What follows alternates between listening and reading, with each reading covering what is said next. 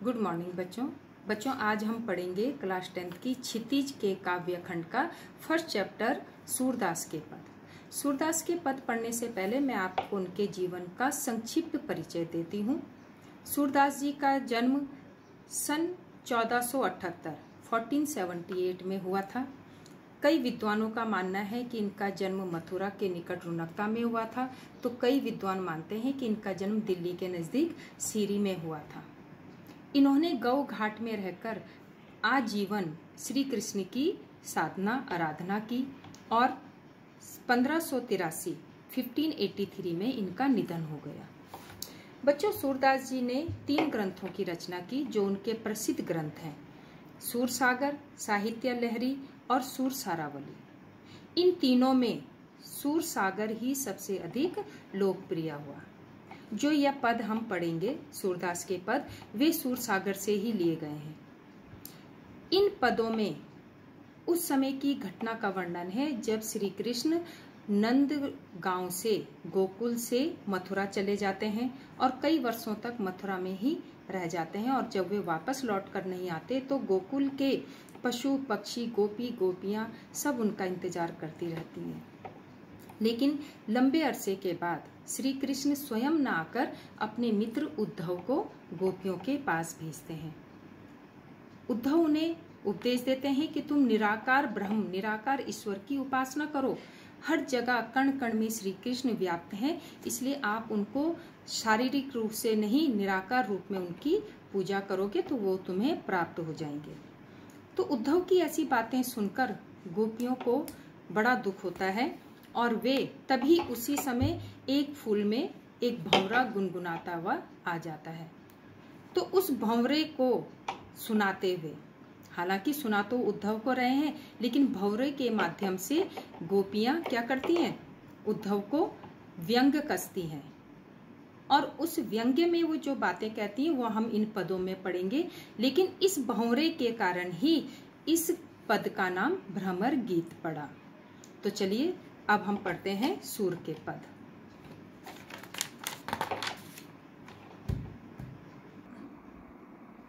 चलिए अब पढ़ते हैं हम पहला पद, जिसमें गोपियां भंवरे को संबोधित करते हुए उद्धव पर व्यंग्य करती हैं। गोपियां कहती हैं, उद्धव तुम हो अति बड़भागी, कि हे उद्धव तुम तो बहुत ही बड़भागी, मतलब भाग्यशाली हो। हे उद्धव तुम तो बहुत बड़ भाग्यशाली हो। क्यों? अपरस रहत स्नेह तगादे। अपरस अछूता, रहत रहे, स्नेह प्रेम रूपी, तगाते धागे से। ताहिन मन अनुरागी, तुम्हारे मन में प्रेम नहीं जागा। अर्थात हे उद्धव तुम बहुत बड़भागी हो, बहुत भाग्यशाली हो कि तुम श्री कृष्ण के साथ दिन रात रह रहे हो। इसके बावजूद भी तुम्हारे मन में श्री कृष्ण के प्रति प्रेम नहीं जागा। अर्थात अपरस तुम उनके प्रेम रूपी धागे से क्या रहे, अलग रहे। पुरीनी पात रहत जल भीतर। गोपियां उदाहरण देकर उद्धव को कहती हैं कि हे उद्धव तुम पता किसकी तरह हो, पुरीन पात रहत, उस कमल के पत्ते के समान हो जो जल के भीतर रहता है। तारस देह न दागी, लेकिन तारस उस पर, देह उसके शरीर पर दागी, दाग नहीं लगता। ठीक है, कमल के पत्ता जो है किस में रहता है, पानी में डूबा रहता है, लेकिन जैसे ही हम कमल के पत्ते को बाहर निकालते हैं तो उसमें पानी की एक बूंद नहीं टिकती। इस तरह से गोपियां उसको कह रही हैं कि तुम उस कमल के पत्ते के समान हो जो हमेशा जल में रहता है, लेकिन उसके शरीर पर पानी का दाग नहीं लगता। उसी तरह तुम हो जो श्री कृष्ण के साथ रहते हो, लेकिन उनके प्रेम रूपी धागे से तुम नहीं बंधे। एक उदाहरण ये दिया उन्होंने उद्धव को। दूसरा उदाहरण देती हैं, ज्यों जल महा तेल की गागरी। हे उद्धव तुम उस तेल लगी गागर के समान हो। बूंद न ताको लागी, जिसे पानी में डुबाया जाए तो उस पर भी पानी की एक बूंद नहीं टिकती। ठीक है, हम कोई तेल लगा बर्तन अगर पानी में डुबाते हैं और जब उस पानी को गिरा देते हैं तो वो बर्तन क्या है, पूरा सूखा रहता है, उसमें पानी की बूंद नहीं टिकती। तो ये 2 उदाहरण उन्होंने उद्धव को दिए। प्रीति नदी में पाँव न बोरियो, हे उद्धव तुमने तो कृष्ण रूपी प्रेम की नदी में पाँव न बोरियो, अभी तक अपने पाँव भी नहीं डुबोए हैं। शरीर तो दूर की बात है, दृष्टि न रूप परागी, तुम्हारी दृष्टि में श्री कृष्ण, तुम्हारी जो दृष्टि है श्री कृष्ण के रूप में मोहित नहीं हुई। सूरदास अबला हम भोरी, सूरदास जी कहते हैं कि गोपियां कह रही हैं कि हे उद्धव हम अबला भोरी, हम अबला हैं, कमजोर हैं, भोरी और भोली हैं, हम तुम्हारी तरह मजबूत और चालाक नहीं हैं। हम तो गुड़ चाटी ज्यों पागी, हम तो उस गुड़ कहा है गुड़ को, चाटी कहा है चींटी को, हम तो उन चींटियों की तरह हैं जो एक बार गुड़ पर चिपक जाती हैं तो उसे नहीं छोड़ती। अर्थात हमने श्री कृष्ण को, हम श्री कृष्ण के प्रेम में अपने आप को जकड़ रखा है हमने, हम उनसे अलग नहीं हो सकती। मन की मन ही मांझ रही, हे उद्धव हमारे मन की मन ही मांझ रही, मांझ रही मतलब मन में ही रह गई, हमारे मन की बात मन में ही रह गई। अब उनके मन की बात क्या थी, कहिए जाई को कौन पे उद्धव, हे उद्धव हम अपनी मन की बात किसको जाकर कहें, ना ही परत कही, हम ये बातें किसी को नहीं कह सकती क्योंकि हमने ये बातें सिर्फ कृष्ण को कहनी थी। अवधि आधार आस आवन की, अभी तक तो हम उनके आने का इंतजार कर रहे थे, अवधि आधार आस आवन की, अभी तक हम उनके आने का इंतजार कर रहे थे। तन मन विथा सही, इसी इंतजार में हमने अपने तन और मन में कई तरह के दर्द सहे, तकलीफें सही, लेकिन हमें विश्वास था कि एक दिन कृष्ण वापस लौट कर आएंगे। लेकिन अब इन जोग संदेशनी सुनी सुनी, लेकिन कृष्ण तो वापस आए नहीं बल्कि उन्होंने ये योग रूपी संदेश हमें भेजा है। बिरहनी विरह दही, जिन्हें सुनकर हमारी विरह की अग्नि में और अधिक आग लग गई है, हम और अधिक दुखी हो गई हैं। चाहती हुती गुहारी जितहीते, हम जिधर से अपनी रक्षा के लिए पुकारना चाहती थी, चाहती हुती हम चाहती थी, गुहार रक्षा के लिए जिधर पुकारना चाहती थी, उतते धार बही, और वहीं से योग की धारा बह रही है। अर्थात हम श्री कृष्ण से मिलकर उनसे अपनी व्यथा कहना चाहते थे, लेकिन वहां से क्या संदेश आया, योग रूपी संदेश आ गया। सूरदास अब धीर धरई क्यों, सूरदास जी कहते हैं कि गोपियां कह रही हैं कि अब हम धैर्य धारण क्यों करें, मर्यादा ना लही, मर्यादा कहते हैं मर्यादा, जब श्री कृष्ण ने ही अपनी मर्यादाएं तोड़ दी हैं तो हम धैर्य धारण क्यों करें। अब क्या मर्यादाएं तोड़ दी हैं कि उन्होंने आने का वादा किया था और गोपियां उनका इंतजार कर रही थी, लेकिन वे लौट कर नहीं आए और उन्होंने योग रूपी संदेश गोपियों के लिए भेजा। तो वे कह रही कि जब वे ही अपनी मर्यादाओं को भूल गए हैं तो अब हम धैर्य धारण क्यों करें। अब तीसरा है इसका, हमारे हरि हारिल की लकड़ी। अब गोपियों ने श्री कृष्ण को हारिल की लकड़ी के समान माना है।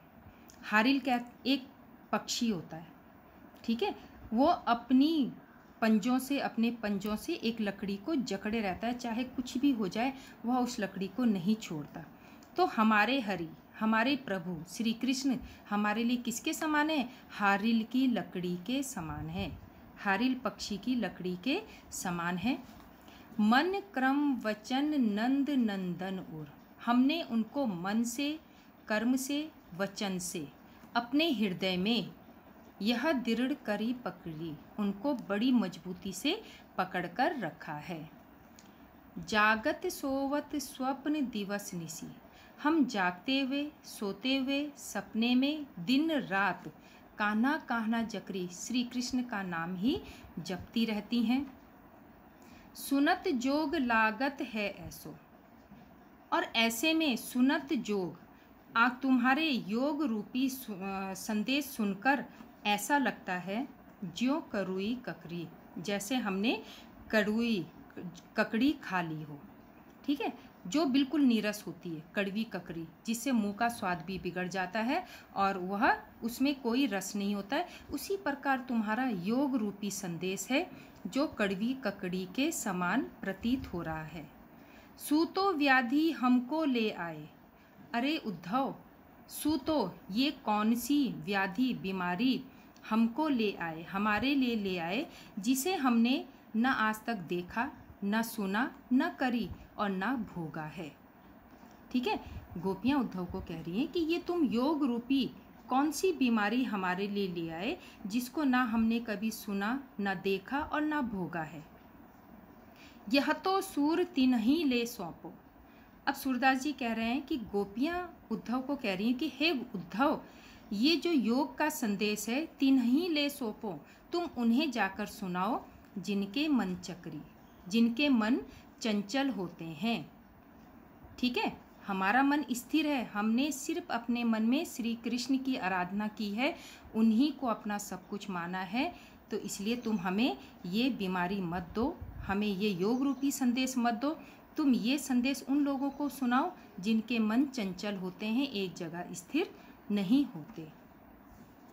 ठीक है, अब इसका लास्ट वाला पद देखिए।